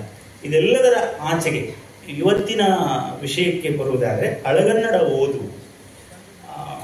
ನಮ್ಮ ಗುರುಗಳು 2 ವರ್ಷದ ಅವಧಿಯಲ್ಲಿ ಇಲ್ಲಿರೋ ನಮಗೆಲ್ಲ, ನಾನಾಗಿರ್ಬೋದು, ದಿಬ್ಬತ್ ಸರ್ ಆಗಿರ್ಬೋದು, ಶ್ರೀಗಳಿ ಸರ್ ಆಗಿರ್ಬೋದು, ಮೇಡಮ್ ಅವರಾಗಿರ್ಬೋದು, ಭಗವತಿ ಮೇಡಮ್ ಅವರು, ನಮ್ಗೆಲ್ಲರಿಗೂ 2 ವರ್ಷಗಳ ಕಾಲ ವಿಶ್ವವಿದ್ಯಾಲಯದಲ್ಲಿ ಅವರು ಪಾಠ ಮಾಡಿದ್ದಾರೆ. ವಿಶೇಷವಾಗಿ ಹಳಗನ್ನಡ ಪಠ್ಯಗಳನ್ನ ಪಾಠ ಮಾಡುವಂತ ಅವರ ಶೈಲಿ ಇದೆಯಲ್ಲ, ಅದು ಅವರಿಗೆ ವಿಶಿಷ್ಟವಾದದ್ದು. ಆ ರೀತಿಯಲ್ಲಿ ಹಳಗನ್ನಡ ಪಠ್ಯಗಳನ್ನ ಪಾಠ ಮಾಡಬಹುದಾದಂಥ ಮತ್ತೊಬ್ಬ ಪ್ರಾಧ್ಯಾಪಕರನ್ನ ನಾವ್ಯಾರು ನಮ್ಮ ಜೀವನದಲ್ಲಿ ಕಂಡಿಲ್ಲ. ಬಹುತೇಕ ಆ ಕವಿಗಳೇ ತಮ್ಮ ಆ ಕಾವ್ಯ ಕೃತಿಗಳನ್ನ ಅಷ್ಟು ವಿಶಿಷ್ಟವಾದ, ವಿಭಿನ್ನವಾದ ಮತ್ತೆ ಆಕರ್ಷಕವಾದ ಶೈಲಿಯಲ್ಲಿ ಓದ್ತಿದ್ರೇನೋ ಅನ್ನೋದನ್ನ ನಾವು ಪ್ರಶ್ನೆ ಮಾಡ್ಕೋಬೇಕು. ಆ ರೀತಿಯಲ್ಲಿ ಅವರು ಪಾಠವನ್ನ ಮಾಡ್ತಾ ಇದ್ರು. ಅಂಥ ಒಬ್ಬ ಶ್ರೇಷ್ಠ ಪ್ರಾಧ್ಯಾಪಕರು ತಮ್ಮ ವೈಚಾರಿಕ ನಿಲುವುಗಳ ಕಾರಣದಿಂದಲೇ ಇದೇ ನಾಡಿನಲ್ಲಿ 30 ಆಗಸ್ಟ್ 2015 ಹತ್ಯೆಗೆ ಈಡಾಯಿತು. ಯಾರು ಕಲಬುರ್ಗಿಯವರ ನಿಧನ ಅಂತ ದಯವಿಟ್ಟು ಅದನ್ನು ಯಾರು ಬಳಸಬಾರದು. ಅವರ ಹತ್ಯೆ ಆಯಿತು, ಇದೇ ಊರಿನಲ್ಲಿ ಆಯಿತು. ಅವರ ಹತ್ಯೆಯ ನಂತರ ಕರ್ನಾಟಕ ಸರ್ಕಾರ ಅವರ ಜೀವಮಾನದ ಎಲ್ಲ ಸಾಧನೆಗಳನ್ನ ಗಮನಿಸಿ ಅವರ ಹೆಸರಿನಲ್ಲಿ ಒಂದು ರಾಷ್ಟ್ರೀಯ ಪ್ರಾಧಿಕಾರವನ್ನ ರಚಿಸಿ, ಆ ಪ್ರಾಧಿಕಾರದ ಮೂಲಕ ಕಲಬುರ್ಗಿ ಸರ್ ಅವರ ಏನು ಕನಸುಗಳಿದ್ವು, ಕಲಬುರ್ಗಿ ಸರ್ ಅವರ ಕೆಲಸಗಳಿದ್ವು, ಕಲಬುರ್ಗಿ ಸರ್ ಅವರ ಆಕಾಂಕ್ಷೆಗಳಿದ್ವು, ಅವೆಲ್ಲವೂ ಅವು ಮುಂದಿನ ತಲೆಮಾರಿಗೆ ತಲುಪಲಿ ಅನ್ನುವಂಥ ಒಂದು ಸದುದ್ದೇಶದಿಂದ ಇಂಥ ಒಂದು ಪ್ರತಿಷ್ಠಾನವನ್ನ ಇಲ್ಲಿ ಧಾರವಾಡದಲ್ಲಿ 2000 ಸುಮಾರು 2000 ಪ್ರತಿಷ್ಠಾನ ಪ್ರಾರಂಭ ಆಗಿ 23 ಡಿಸೆಂಬರ್ ರಂದು. ಸೊ ಹಿಂದಿನ ಬಜೆಟ್ನಲ್ಲಿನೇ ಘೋಷಣೆ ಆಗಿತ್ತು, ಆದರೆ ಅದು ಕಾರ್ಯರೂಪಕ್ಕೆ ಬರಲಿಕ್ಕೆ ಸ್ವಲ್ಪ ಸಮಯ ತಗಲಿ. ಇವತ್ತು ಆ ಪ್ರತಿಷ್ಠಾನ ಇವತ್ತು ನಾಡಿನಾದ್ಯಂತ ಕೆಲಸ ಮಾಡ್ತಾ ಇದೆ. ಗದಗಿನಲ್ಲಿ ಈ ಕಾರ್ಯಕ್ರಮವನ್ನು ಮಾಡಲಾಯಿತು, ಬಿಜಾಪುರದಲ್ಲಿ ಈ ಕಾರ್ಯಕ್ರಮವನ್ನು ಮಾಡಲಾಯಿತು, ಸಿಂದಗಿಯಲ್ಲಿ ಮಾಡಲಾಯಿತು, ಬೆಳಗಾವಿಯಲ್ಲಿ ಮಾಡಲಾಯಿತು, ಮೊನ್ನೆ ತಾನೇ ನಮ್ಮ ಮೃತ್ಯುಂಜಯ ಮಹಾವಿದ್ಯಾಲಯದಲ್ಲಿ, ಅದರ ನಂತರ ಬಾದಾಮಿಯಲ್ಲಿ. ಸೊ ಅಂದರೆ ಹಳಗನ್ನಡ ಓದು ಎಷ್ಟು ಮಹತ್ವದ್ದು. ನಮ್ಮ ಎಲ್ಲ ಪ್ರಾಚೀನ ಕವಿಗಳು ತಮ್ಮ ಕಾವ್ಯ ಕೃತಿಗಳನ್ನ ಒಂದು ಸಹಸ್ರಮಾನದ ಹಿಂದೆ ಈ ನಾಡಿನಲ್ಲಿ ಇದ್ದಂಥ ಭಾಷೆ ಅದು ಹಳಗನ್ನಡ ಭಾಷೆಯಾಗಿತ್ತು. ಆ ಹಳಗನ್ನಡ ಭಾಷೆಯಲ್ಲಿ ಒಂದು ಅಮೂಲ್ಯವಾದಂತಹ ಜ್ಞಾನ ಸಂಪತ್ತು ಇದೆ, ಕಾವ್ಯ ಸಂಪತ್ತು ಇದೆ. ಆ ಒಂದು ಕಾವ್ಯ ಸಂಪತ್ತು, ಜ್ಞಾನ ಸಂಪತ್ತು ಇಂದಿನ ತಲೆಮಾರಿನ ಯುವಕ ಯುವತಿಯರಿಗೆ ತಲುಪಬೇಕು ಅನ್ನುವಂಥ ಒಂದು ಸದುದ್ದೇಶದಿಂದ ಇಂಥ ಕಾರ್ಯಕ್ರಮಗಳನ್ನು ನಮ್ಮ ಟ್ರಸ್ಟ್ ಬೇರೆ ಬೇರೆ ಸಂಸ್ಥೆಗಳ ಸಹಯೋಗದಲ್ಲಿ ಆಯೋಜಿಸ್ತಾ ಬರ್ತಾ ಇದೆ. ಇವತ್ತು ಅದರ ಪ್ರಯುಕ್ತ ಈ ಒಂದು ಕಾರ್ಯಕ್ರಮ. ಸೊ ಈ ಒಂದು ಕಾರ್ಯಕ್ರಮದಲ್ಲಿ ಹಿರಿಯರು ಮತ್ತು ಹಳಗನ್ನಡ ಸಾಹಿತ್ಯದಲ್ಲಿ ಬಹಳ ದೊಡ್ಡ ವಿಶೇಷವಾಗಿ ಕಲಬುರ್ಗಿ ಸರ್ ಅವರಿಗೆ ಶಾಸನದಲ್ಲಿ ಬಹಳ ಆಸ್ತಿ, ಅವರು ಅನೇಕ ವಿಷಯಗಳಲ್ಲಿ ಪಾರಂಗತರಾಗಿದ್ದರು. ಆದರೆ ನಾವು ಅವರ ವಿದ್ಯಾರ್ಥಿಗಳು ಸ್ವಲ್ಪ ಅವರ ಆ ಒಂದು ಸಾಮರ್ಥ್ಯಕ್ಕೆ ಏರದೇ ಇದ್ದರೂ ಕೂಡ ಸ್ವಲ್ಪ ನಮ್ಮ ಮೇಡಮ್ ಅವರು ಶಾಸನದಲ್ಲಿ ಬಹಳ ಪರಿಣಿತರು. ಒಬ್ಬ ಮಹಿಳೆಯಾಗಿ ಶಾಸನ ಕ್ಷೇತ್ರದಲ್ಲಿ ಕೆಲಸ ಮಾಡೋದಿದೆಯಲ್ಲ, ಅದೇನು ಸಾಮಾನ್ಯವಾದಂಥ ಕಾರ್ಯ ಅಲ್ಲ. ಸೊ ಈ ಎಲ್ಲ ಪ್ರಾಸ್ತಾವಿಕ ಮಾತುಗಳ ಜೊತೆಗೆ ನಾನು ಒಂದು ಸಣ್ಣ ಪದ್ಯವನ್ನು, ಅವರ ಹಳಗನ್ನಡ ಪದ್ಯವನ್ನು ಅವರು ನಮಗೆ ಹೇಗೆ ಓದ್ತಾ ಇದ್ರು ಅದನ್ನು ನಾನು ಒಂದು ಓದಿ, ಯಾಕಂದರೆ ಇವತ್ತು ನಾನೇನಾದರೂ ಬದುಕ್ತಾ ಇದ್ದರೆ ಅವರ ಆ ಒಂದು ಏನು ಅವರು ನೀಡಿದಂಥ ಪ್ರೇರಣೆ, ಅವರು ನಮ್ಮಲ್ಲಿ ತುಂಬಿದಂಥ ಆ ಒಂದು ಆಸಕ್ತಿ, ಅಭಿರುಚಿ ಇವತ್ತು ಅದರ ಮೂಲಕ ನಾವೆಲ್ಲ ಬದುಕ್ತಾ ಇದ್ದೇವೆ. ಹೀಗಾಗಿ ಸರ್ ಅವರಿಗೆ ಇದೊಂದು ಗೌರವ ಸಮರ್ಪಣೆ ಎನ್ನುವ ರೀತಿಯಲ್ಲಿ ಒಂದು ರನ್ನನ ದುರ್ಯೋಧನ ವಿಲಾಪದ ಒಂದು ಪುಟ್ಟ ಒಂದು ವೃತ್ತವನ್ನು ನಾನಿಲ್ಲಿ ಓದ್ತಾ ಇದ್ದೀನಿ. ಕಲಬುರ್ಗಿ ಸರ್ ಅವರು ಓದಿದ ಹಾಗೆಯೇ ಓದಲಿಕ್ಕೆ ನನಗೆ ಸಾಧ್ಯ ಆಗುತ್ತೆ ಅಂತಿಲ್ಲ, ಅಂದರೆ ಅವರ ಆ ಓದಿನ ಪ್ರಭಾವ ನಮ್ಮ ಮೇಲಾಗಿರೋದ್ರಿಂದ ನನ್ನದೇ ಆದ ರೀತಿಯಲ್ಲಿ ಓದ್ತೀನಿ. ಇವ ಶೈಲಂಗಳ ನೇರಿ ಏರಿ ರುದಿರ ಸ್ತೋತ್ರಗಳ ದಾಂಟಿ ದಾಂಟಿ ಇವದೋರ್ ನೀಲ ಲತಾ ಪ್ರತಾನ ವಿಪಿನ ವ್ರಾತಂಗಳೋಳ್ ಸಿಲ್ಕಿ ಸಿಲ್ಕಿ ಭರಂಗೈದು ಎರದೈದೆ ಸಂಜಯ ಶಿರಸ್ಕಂದಾವಲಂಬಂ ಕುರುಪ್ರಭು ಕಂಡಂ ಶರಜಾಲ ಜರ್ಜರಿತ ಗಾತ್ರತ್ರಾಣನಂ ದ್ರೋಣನಂ. ಅಂದರೆ ಇಡೀ ಹಸ್ತಿನಾಪುರದ ಎಲ್ಲ ವ್ಯವಹಾರಗಳೆಲ್ಲ ಮುಗಿದ ಮೇಲೆ ಕುರುಕ್ಷೇತ್ರದ ರಣಭೂಮಿ ಅದು ಹೇಗೆ ಕಾಣಿಸ್ತಾ ಇದೆ ಅನ್ನುವ ಆ ಒಂದು ವರ್ಣನೆ ಈ ಒಂದು ಪದ್ಯದಲ್ಲಿದೆ. ನಿಮಗೂ ಕೂಡ ದುರ್ಯೋಧನ ವಿಲಾಪ ಇದೆ, ಮೇಡಮ್ ಅವರು ಆ ಟೆಕ್ಸ್ಟ್ ಕೊಟ್ಟಿದ್ದಾರೆ. ಮುಂದಿನ ವಿದ್ವಾಂಸರು ಅದರ ಕುರಿತಾಗಿ ಬಹಳ ವಿವರವಾದ ಮಾತುಗಳನ್ನ ಆಡಲಿದ್ದಾರೆ ಎನ್ನುವ ಮಾತುಗಳ ಮೂಲಕ ಈ ಒಂದು ಅವಕಾಶವನ್ನು ಒದಗಿಸಿಕೊಟ್ಟಂತ ನಮ್ಮ ಸರ್ಕಾರಿ ಪ್ರಥಮ ದರ್ಜೆ ಮಹಿಳಾ ಕಾಲೇಜಿನ ಎಲ್ಲ ಪ್ರಾಚಾರ್ಯರಾದಿಯಾಗಿ ಎಲ್ಲ ಸಿಬ್ಬಂದಿ ವರ್ಗಕ್ಕೆ ನನ್ನ ಕೃತಜ್ಞತಾಪೂರ್ವಕ ನಮಸ್ಕಾರಗಳನ್ನ ಅರ್ಪಿಸಿ ನನ್ನ ಮಾತುಗಳನ್ನು ನಮಸ್ಕಾರ.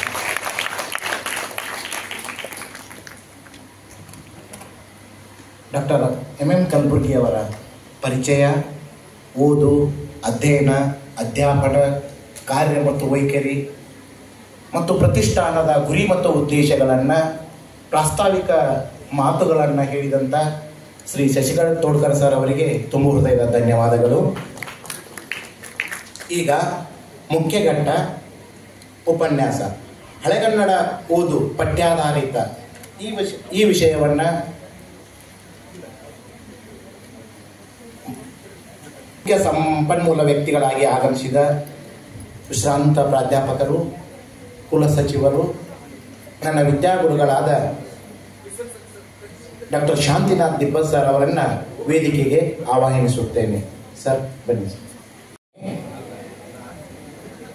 ಆತ್ಮೀಯರೇ, ಈಗ ಈ ಕಾರ್ಯಕ್ರಮದ ಅಧ್ಯಕ್ಷತೆಯನ್ನು ವಹಿಸಿದ ನಮ್ಮ ಕಾಲೇಜಿನ ಪ್ರಾಚಾರ್ಯರಾದ ಹಾಗೂ ಈ ಕಾರ್ಯಕ್ರಮದ ಅಧ್ಯಕ್ಷತೆಯನ್ನು ವಹಿಸಿದ ಡಾಕ್ಟರ್ SS ಅಂಗಡಿ ಸರ್ ಅವರು ತಮ್ಮ ಅಧ್ಯಕ್ಷೀಯ ನುಡಿಗಳನ್ನು ಆಡಬೇಕು ಅಂತ ಅವರಲ್ಲಿ ಕೇಳಿಕೊಳ್ಳುತ್ತೀನಿ. ಎಲ್ರಿಗೂ ನಮಸ್ಕಾರ. ಎಲ್ರಿಗೂ ನಮಸ್ಕಾರ. ಹಳೆಗನ್ನಡ ಓದು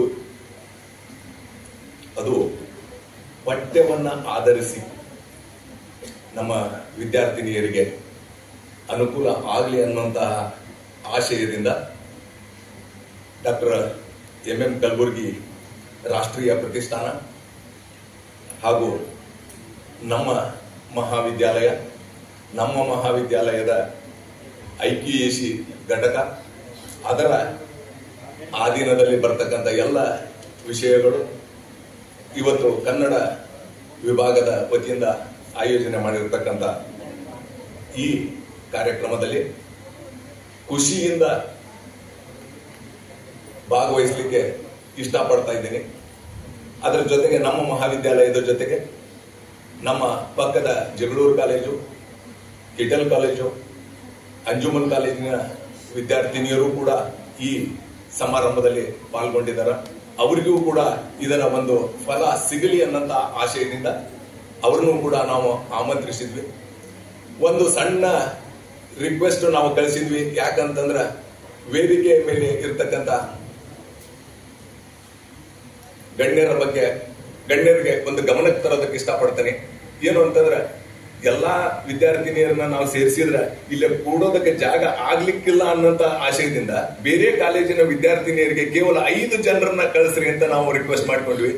ಜಗಳೂರು ಕಾಲೇಜಿಂದ ಒಂದು ಸಣ್ಣ ಆತ್ಮೀಯ ಪ್ರತಿರೋಧ ಬಂತು. ಏನು ಅಂತಂದ್ರ, ಬರೀ 5 ಮಕ್ಕಳು ಕಳಿಸಿದ್ರೆ ಏನ್ ಮಾಡೋದ್ರಿ ಸರ್ ನಾವು? ಅದಕ್ಕೆ ನಮ್ಗ ಕನಿಷ್ಠ ಒಂದು 20 ಮಂದಿನಾರ ನಾವು ಕಳಿಸ್ತೀವಿ. ಮಕ್ಕಳ ಆಶಯ ಮತ್ತು ಆತ್ಮೀಯರ ಆಶಯವನ್ನ ನಾವು ತಿರಸ್ಕರಿಸಲಿಕ್ಕೆ ಸಾಧ್ಯ ಇಲ್ಲ ಅನ್ನೋಂತ ದೃಷ್ಟಿಯಿಂದ ಎಷ್ಟು ಸಾಧ್ಯ ಆಗತ್ತೆ ಅಷ್ಟು ಮಕ್ಕಳನ್ನ ಕಳಿಸ್ರಿ ಅಂತ ಆಶಯವನ್ನು ನಾನು ವ್ಯಕ್ತಪಡಿಸಿದೆ. ಆತ್ಮೀಯರೇ, ಇವತ್ತು ಇಬ್ರು ಈ MM ಕಲಬುರ್ಗಿ ಸರ್ ಇದೆ ಒಂದು ಐಡೆಂಟಿಟಿ ಇತ್ತು. ಅವರ ಸ್ಟೈಲ ಒಂದಿತ್ತು. ಕೆಲವರು ಪುಸ್ತಕವನ್ನ ಹಿಡಿದುಕೊಳ್ತಕ್ಕಂಥ ಶೈಲಿ ಏನಿತ್ತಲ್ಲ, ಆ ಶೈಲಿ ಈ ಟೈಪ್ ಪುಸ್ತಕ ಹಿಡ್ಕೊಂಡ್ ಬರ್ತಾ ಇದ್ರು ಅವರು. ಕಲಬುರಗಿ ಸರ್ದು ಪುಸ್ತಕ ಹಿಡ್ಕೊಂಡು ಎಷ್ಟರ ಮಟ್ಟಿಗೆ ಅಂತಂದ್ರೆ ನಮ್ಮ ವಿದ್ಯಾರ್ಥಿಗಳ ದಶೆಯೊಳಗಿದ್ದಂತ ಸಂದರ್ಭದೊಳಗ ನಾವು ಒಬ್ಬೊಬ್ಬ ವ್ಯಕ್ತಿ ವಿಶೇಷವಾಗಿ ನಮ್ಮ ಗುರುಗಳನ್ನ ನಾವು ಫಾಲೋ ಮಾಡ್ತಿರ್ತೇವೆ. ಹಂಗ ಕನ್ನಡ ವಿಭಾಗದೊಳಗೆ ಓದ್ತಕ್ಕಂತ ವಿದ್ಯಾರ್ಥಿಗಳು ಬಹಳ ಮಂದಿ ಪುಸ್ತಕ ಹೆಂಗ್ ಹಿಡ್ಕೊಂಡ್ ಬರ್ತಿದ್ರು. ಅವಾಗ ಅವ್ರಿಗೆ ನಾವು ಮಾತಾಡ್ತಿದ್ವು ಜೂನಿಯರ್ ಕಲಬುರಗಿ ಬಂದ್ರು ಅಂತ, ಜೂನಿಯರ್ ಕಲಬುರಗಿ ಬಂದ್ರು ಅಂತ ಮಾತಾಡ್ತಕ್ಕಂಥ ಸಂದರ್ಭ. ಆದ್ಮೇಲೆ ಈ ವೇದಿಕೆಗೆ ಈ ಸಮಾರಂಭವನ್ನ ಉದ್ಘಾಟನೆ ಮಾಡಲಿಕ್ಕೆ ನಮ್ಮ ಕಾಲೇಜು ಅಭಿವೃದ್ಧಿ ಸಮಿತಿಯ ಅಧ್ಯಕ್ಷರು ಮತ್ತು ಮಾನ್ಯ ಶಾಸಕರಾದಂತ ಅರವಿಂದ್ ಬೆಲ್ಲದ್ ಸರ್ ಬರಬೇಕಾಗಿತ್ತು. ಮೊನ್ನೆ ಪರ್ಸನಲಿ ಹೋಗಿ ನಾನು ಅವ್ರನ್ನ ಭೇಟಿಯಾಗಿ ಇಂಥ ಕಾರ್ಯಕ್ರಮ ಮಾಡ್ತಾ ಇದ್ದೇವೆ ಅಂತ ಬಹಳ ಖುಷಿಲೇ ಒಪ್ಕೊಂಡ್ರು. ಬರ್ತೇನೆ ಅಂತಲೂ ಕೂಡ ಹೇಳಿದ್ರು. ಅನಿವಾರ್ಯ ಕಾರಣಗಳಿಂದ ಅವರು ಮತ್ತೆ ಇವತ್ತು ಬೆಳಿಗ್ಗೆ ನಾನು ಮಾತಾಡಿದಾಗ, ಇಲ್ಲ ಸರ್ ನೀವು ಅದನ್ನ ಕಾರ್ಯಕ್ರಮನ ಮುಂದುವರ್ಸ್ಕೊಂಡು ಹೋಗ್ರಿ, ನಾನು ಮತ್ತೊಂದು ಸಂದರ್ಭದಲ್ಲಿ ಬರ್ತೇನೆ, ಒಳ್ಳೇದಾಗ್ಲಿ ವಿದ್ಯಾರ್ಥಿಗಳಿಗೆ ಅನ್ನಂತಹ ಸಂದೇಶವನ್ನ ಕಳಿಸಿದ್ರು. ಅವರಿಗೂ ಕೂಡ ಹೃತ್ಪೂರ್ವಕವಾದಂತಹ ಧನ್ಯವಾದವನ್ನ ಅರ್ಪಿಸ್ತೇನೆ. ಇನ್ನ ಪ್ರಾಸ್ತಾವಿಕ ನುಡಿಯನ್ನ ಆಡ್ಲಿಕ್ಕೆ ಬಂದಂತ ಶಶಿಧರ್ ತೋಳ್ಕರ್ ಸರ್ ಆಕ್ಚುಲಿ ವ್ಯಾಲ್ಯೂಯೇಷನ್ ಆಗಿದ್ರು. ಅವ್ರೀಗ ಈ ಸಮಾರಂಭದ ಸಂದರ್ಭಕ್ಕೆ ಒಂದು 10 ನಿಮಿಷ ನಾನು ಬಂದು ಹೋಗ್ತೇನೆ ಅಂತ ಹೇಳಿ ಬಂದು ಅವರು ಕೂಡ ಈ ಎಂ ಕಲಬುರ್ಗಿ ಸರ ಪ್ರತಿಷ್ಠಾನದ ಸದಸ್ಯರಾಗಿದ್ದಂಥವ್ರು. ಅವರಿಗೂ ಕೂಡ ಹೃತ್ಪೂರ್ವಕ ಧನ್ಯವಾದಗಳನ್ನು ಅರ್ಪಿಸ್ತೇನೆ ಕಾಲೇಜಿನ ಪರವಾಗಿ. ಜೊತೆಗೆ ಇವತ್ತು 2 ಖುಷಿ ಸಂಗತಿ ಏನು ಅಂತಂದ್ರೆ, ನಾನು ವಿದ್ಯಾರ್ಥಿಯಾಗಿ ಈಗ ಕಾರ್ಯಕ್ರಮದಲ್ಲಿ ಬದಲಾವಣೆ ಮಾಡಿದ್ರು. ನಮ್ಮ ಕುಮಾರ್ ಬೆಕ್ಕೇರಿ ಸರ್ ನಿಮ್ಮ ವೇದಿಕೆ ಕಾರ್ಯಕ್ರಮ ನೀವು ಮಾತಾಡೋದನ್ನ ಮುಗಿಸ್ಕೊಂಡ್ಬಿಡ್ರಿ ಅಂತಾಗ ನಾವು ಮುಂದೆ ಮಾಡ್ತೇವೆ ಅನ್ನಂತ ವಿಚಾರನ. ಯಾಕಂತಂದ್ರೆ ನನ್ನ ಆಶಯ ಏನು ಅಂತಂದ್ರೆ, ಶಾಂತಿನಾಥ್ ದಿಬ್ಬತ್ ಸರ್ ಅವರ ಪಾಠವನ್ನ ನಾನು ಕೇಳಬೇಕಾಗಿದೆ. ಗೋಗಿ ಮೇಡಮ್ ಅವರ ಜೊತೆಗೆ ನನ್ನ ಸಂಪರ್ಕ ಬಹಳ ಹಕ್ಕಲೆ ಮಾತಾಡ್ತೇವೆ ನಾವು ಅವ್ರಿಗೆ. ಯಾಕಂದ್ರೆ ನಾವು ಅವರು ಬಹಳ ಆತ್ಮೀಯರಾಗಿದ್ದಂಥವ್ರು. ಜೊತೆಗೆ ಅವ್ರ ಕ್ಷೇತ್ರ ಬೇರೆ, ವೃತ್ತಿ ಬೇರೆ. ಅದರ ಹವ್ಯಾಸದೊಳಗ ನಮ್ಮ ಇತಿಹಾಸ ಪ್ರಾಧ್ಯಾಪಕರು ಮಾಡದೇ ಇರತಕ್ಕಷ್ಟು ಕೆಲಸಗಳನ್ನ ಹನುಮಾಕ್ಷಿ ಗೋಗಿ ಮಾಡಿದ್ದಾರೆ. ಅದರ ಅಭಿಮಾನದಿಂದ ಹೇಳೋದಕ್ಕೆ ಇಷ್ಟಪಡ್ತೇನೆ. ನಾನು ನಿಜವಾಗಿ ಪ್ರಾಧ್ಯಾಪಕರಾಗಿರ್ತದೆ. ನಾನು ಈ ಅನೇಕ ಸಂದರ್ಭಗಳಲ್ಲಿ ನಮಗೆ ಅವಕಾಶ ಸಿಕ್ಕಾಗ ಇಂಥ ವ್ಯಕ್ತಿಗಳನ್ನ ಕರ್ಕೊಂಡ್ಬಂದು ನಿಮಗೆ ಪರಿಚಯ ಮಾಡಿಸ್ತಕ್ಕಂಥ ಕೆಲಸವನ್ನ ನಾವು ಮಾಡ್ತೇವೆ. ಹಗಲೆಲ್ಲ ಹೇಳ್ತಕ್ಕಂಥ ಒಂದು ಮಾತು ನಮ್ದು ಏನು ಅಂದ್ರೆ, ನಮ್ಮ ಗೌರ್ಮೆಂಟ್ ಕಾಲೇಜು, ಪರ್ಟಿಕ್ಯುಲರ್ ಆಗಿ ಮಹಿಳಾ ಕಾಲೇಜು, ನಾವು ದಿ ಬೆಸ್ಟ್ ಅನ್ನ ಕೊಡಕ್ ಆಗೋದಿಲ್ಲ, ದಿ ಬೆಸ್ಟ್ ಅನ್ನ ನಾವು ಕೊಡಕ್ ಆಗೋದಿಲ್ಲ, ಆದ್ರೆ ಅವರ್ ಲೆವೆಲ್ ಬೆಸ್ಟ್ ಖಂಡಿತವಾಗಿ ನಾವು ಕೊಡ್ತೇವೆ ಅನ್ನೋ ಆ ಹಿನ್ನೆಲೆ ಒಳಗ ನಾವು ಈ ಕಾರ್ಯಕ್ರಮ ಹಳೆಗನ್ನಡ ಓದು ಪಠ್ಯಾಧಾರಿತ ಅಂತೇಳಿ ನಾವು ಮಾತಾಡಿದಾಗ, ಮೊನ್ನೆ ಮೀಟಿಂಗ್ ಒಳಗೆ ಪ್ರಸ್ತಾಪ ಬಂದ ಕೂಡಲೇ ಪ್ರತಿಷ್ಠಾನದಿಂದ ಒಂದು ಕಾರ್ಯಕ್ರಮ ಮಾಡ್ತೇವೆ ಅಂತ ಹೇಳಿ ಕುಮಾರ್ ಬೆಕ್ಕೇರಿ ಸರ್ ಹೇಳಿದ ತಕ್ಷಣ ನಾವು ಬದಲಿಯನ್ನ ಹುಡುಕ ಅವಶ್ಯಕತೆ ಇಲ್ಲ, ನಮ್ಗೆ ಆತ್ಮೀಯರು ಅದರ ಆದ್ರೆ ಅವ್ರು ಸಿಗಬೇಕು. ಆಮೇಲೆ ಅದನ್ನು ಹೇಳಿದೆ ನಾನು, ಶಾಂತಿನಾಥ್ ದಿಬ್ಬತ್ ಸರ್ದ ಒಂದ್ ಸ್ವಲ್ಪ ಡೌಟ್ ಇತ್ತು ನನಗೆ ಅವ್ರು ಸಿಗೋದ್ರ ಬಗ್ಗೆ. ಹನುಮಾಕ್ಷಿ ಗೋಗಿ ಮೇಡಮ್ ಅವ್ರ ಏನಾರ ಅಕಸ್ಮಾತ್ ಬೇರೆ ಕಡೆ ಎಲ್ಲ ಅಂದ್ರೂ ಅವ್ರನ್ನ ಕರ್ಕೊಂಡ್ ಬರ್ತೇನೆ ಬಿಡ್ರಿ ಅಂತ ಎಷ್ಟರ ಮಟ್ಟಿಗೆ ಟೇಕನ್ ಗ್ರಾಂಟೆಡ್ ಅಂತವಲ್ಲ. ಕರೆದು ಬರ್ಬೇಕಾಗಿಲ್ಲ, ಅವ್ರನ್ನ ಬರ್ರಿ ಅಂತ ಹೇಳೋದಲ್ಲ, ಹಕ್ಲೆ ನೀವು ಬರ್ಬೇಕು ನಮಗೆ ಅಂತ ಹೇಳ್ತಕ್ಕಂಥ ಹಕ್ಕನ್ನ ನಾವು ಇಟ್ಕೊಂಡಂತರು. ಹಾಗಾಗಿ ಅವ್ರ ಬಗ್ಗೆ ವಿಶೇಷವಾಗಿ ಒಂದು ಮಾತನ್ನ ಹೇಳೋದಕ್ಕೆ ಇಷ್ಟಪಡ್ತೇನೆ. ಏನು ಅಂತಂದ್ರೆ, ತಮ್ಮ ವೃತ್ತಿಯೊಳಗೆ KS ಆಫೀಸರ್ ಆಗಿದ್ದಂಥವ್ರು, ನಿಮಗೊಬ್ಬ ಮಾಡೆಲ್ ಅವರು, ನಿಮಗೊಬ್ಬ ಮಾಡೆಲ್. ಇನ್ನೂ ವಿಶೇಷತೆ ಅಂತಂದ್ರೆ, ವೃತ್ತಿಯಿಂದ ನಿವೃತ್ತಿ ಆದ್ಮೇಲೆ ರಿಟೈರ್ಡ್ ಆದ್ಮೇಲೆ MA ರಿಜಿಸ್ಟ್ರೇಷನ್ ಮಾಡಿಸಿದ್ರು, MA ಗೆ ಅಡ್ಮಿಷನ್ ಮಾಡಿಸಿದ್ರು. ಮಾಡ್ಸೋದಷ್ಟ ಅಲ್ಲ ಸರ್, ನಿಮ್ದು ಕ್ಲಾಸ್ ಐತೆ ಬರ್ರಿ, ಕ್ಲಾಸ್ ತಗೋಬರ್ರಿ ಅಂತ ಪ್ರೊಫೆಸರ್ ಕಾಲ್ ಮಾಡಿ ಕರೆದವರು. ಡಿಪಾರ್ಟ್ಮೆಂಟ್ನ್ಯಾಗ ಈ ಹೆಣ್ಮಗಳು ಯಾಕಾರ ಬಂದಾರಪ್ಪ ಅನ್ನಂತ ಪರಿಸ್ಥಿತಿಯನ್ನ ನಿರ್ಮಾಣ ಮಾಡಿದ್ರು. ಅಂದ್ರ ವಿಷಯದ ಬಗ್ಗೆ, ಅಧ್ಯಯನದ ಬಗ್ಗೆ ಅಷ್ಟು ಆಸಕ್ತಿ ಇದ್ದಂತಹ ವ್ಯಕ್ತಿ ನಮಗೆ ಇವತ್ತು ಸಂಪನ್ಮೂಲ ವ್ಯಕ್ತಿಗಳಾಗಿದ್ದಾರೆ. ಅವರ ಜ್ಞಾನ ನಿಮಗೂ ತಲುಪಬೇಕಾಗಿದೆ. ಸಾಕಷ್ಟು ಶಾಸನಗಳ ಬಗ್ಗೆ ಅಂತೂ ಪ್ರತಿ ಗ್ರಾಮಗಳನ್ನ ಅಡ್ಡಾಡಿದಾರೆ. ನನ್ನ ಅಧ್ಯಯನದ ಸಂದರ್ಭದೊಳಗೂ ಕೂಡ ಇಂತಿಂತ ಗ್ರಾಮದೊಳಗೆ ಇಂತಿಂತವಾದವು ಅಂತ ಹೇಳಿ ನನ್ನ PhD ವರ್ಕಿಂಗ್ ಗ್ರೂಪ್ ಕೂಡ ಮಾರ್ಗದರ್ಶನವನ್ನು ಅವರು ಮಾಡಿದ್ದಾರೆ. ಅಂತವ್ರನ್ನ ನಿಮಗೆ ಪರಿಚಯ ಮಾಡಿಸೋಕೆ ಒಂದು ಅವಕಾಶ ಅಂತ ಅನ್ಕೊಂಡು ಅವ್ರಿಗೆ ನಾನು ಅವಕಾಶವನ್ನ ನಾನು ಕೋರಿಕೊಂಡೆ ಅನ್ನೋಂಥದ್ದು. ಇನ್ನೊಂದು ಶಾಂತಿನಾಥ್ ಹೆಸರು, ಶಾಂತಿನಾಥ್ ಶಾಂತಿ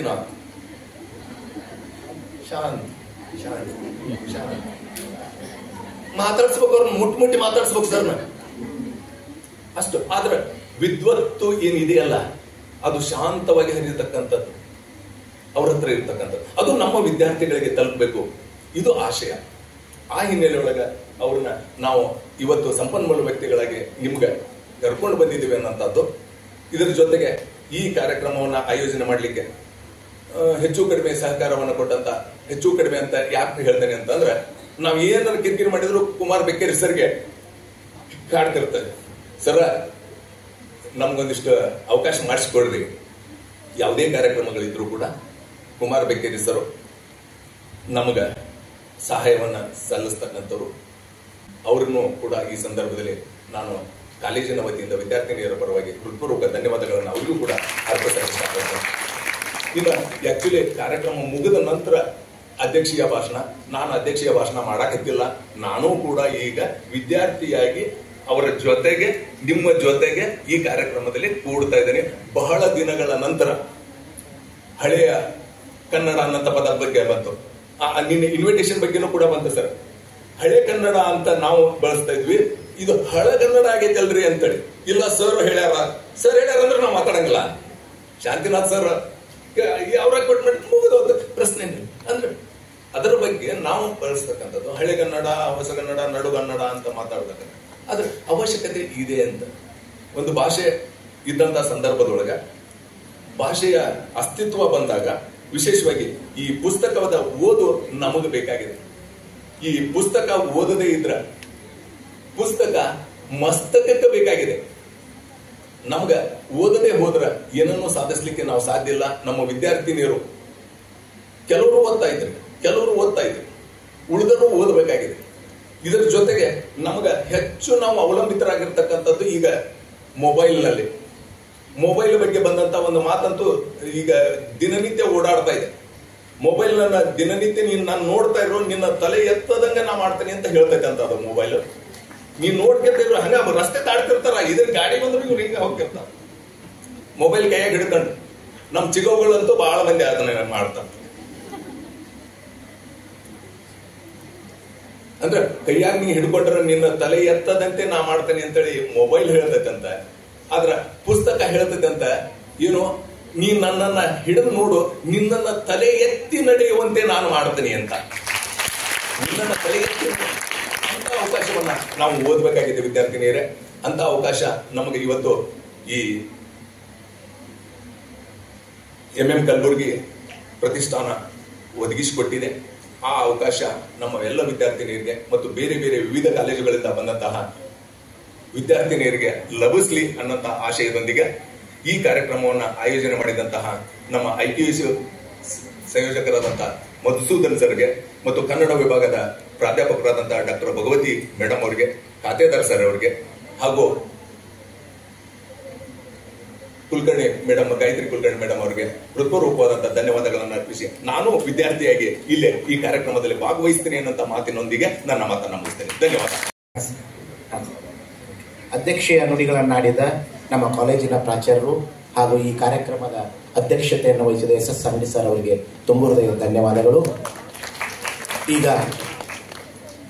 ಕಾರ್ಯಕ್ರಮದ ವಿವರಣೆ. ಈಗ ಮೊದಲನೆಯ ಘಟ್ಟ ಡಾಕ್ಟರ್ ಶಾಂತಿನಾಥ್ ದಿಬ್ಬಸ್ ಅವರು ಹಳೆಗನ್ನಡದ ಪಠ್ಯದ ಕುರಿತಾಗಿ ಓದ್ತಾರೆ. ನಂತರ ಹನುಮಾಕ್ಷಿ ಗುಗ್ಗಿ ಮೇಡಮ್ ಅವರು ತಮ್ಮ ಮಾತುಗಳನ್ನು ಆಡಲಿದ್ದಾರೆ. ಆಮೇಲೆ ಊಟದ ವಿರಾಮ, ನಂತರ ಕಾರ್ಯಕ್ರಮ ಸಮಾಪ್ತಿ ಆಗ್ತದೆ. ಈಗ ವಂದನಾರ್ಪಣೆ. ಈ ಒಂದು ಕಾರ್ಯಕ್ರಮಕ್ಕೆ ಬಂದಂಥ ಎಲ್ಲ ಅತಿಥಿ ಮಹೋದಯರನ್ನ, ವಿವಿಧ ಕಾಲೇಜುಗಳಿಂದ ಬಂದಂಥ ವಿದ್ಯಾರ್ಥಿ ಪ್ರಾಧ್ಯಾಪಕರನ್ನ, ನಮ್ಮ ಕಾಲೇಜಿನ ವಿದ್ಯಾರ್ಥಿಗಳನ್ನ ಮತ್ತು ನಮ್ಮ ಕಾಲೇಜಿನ ಪ್ರಾಧ್ಯಾಪಕರನ್ನ ಮತ್ತು ಪ್ರತಿಷ್ಠಾನದ ಅಧ್ಯಕ್ಷರನ್ನ, ಸದಸ್ಯರನ್ನ, ಸಾಹಿತ್ಯ ಆಸಕ್ತರನ್ನ, ಪತ್ರಿಕಾ ಮಾಧ್ಯಮದವರನ್ನ ಎಲ್ಲರಿಗೂ ಕೂಡ ತುಂಬ ಹೃದಯದ ಧನ್ಯವಾದಗಳನ್ನು ಹೇಳ್ತೀನಿ.